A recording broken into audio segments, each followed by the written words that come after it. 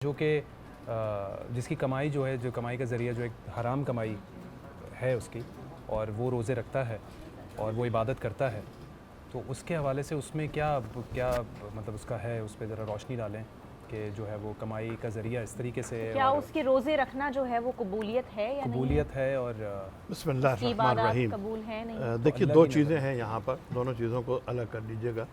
ایک تو یہ ہے کہ وہ عبادت جس میں اس کی یہ آمدنی انوالو نہیں ہے، جو حرام سے کمائی کمایا جا رہا ہے، وہ اب عبادت اس کی اپنی جگہ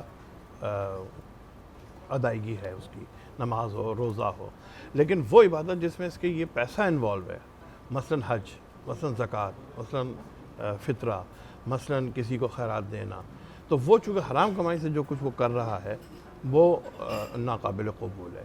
دوسری بات یہ کہ خود نماز کی اپنی جیسے شرائط ہیں کہ جگہ غصبی نہ ہو، تو اب جگہ غصبی نہ ہو تو اگر اس نے وہ حرام سے مکان بنایا ہے تو وہ غصبی ہو گیا، آٹومیٹکلی ہو گیا کہ کسی کا مال غصب لے کے بنایا، تو پھر کہاں سے نماز قبول ہوگی؟ بنیادی شرط نماز کی اس نے پوری نہیں کی۔ روزہ وہ رکھ رہا ہے لیکن روزے میں اگر وہ جو غذا وہ کھا رہا ہے وہ حرام کی اگر ہے تو روزے کی ادائیگی تو اس کی ہو گئی، لیکن جو حرام کھا رہا ہے اس کا گناہ ہے۔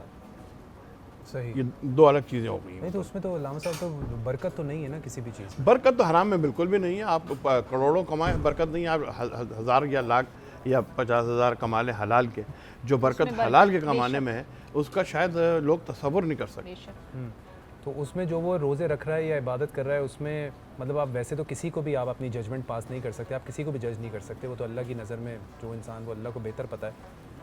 اچھا، اس سوال سے مجھے ایک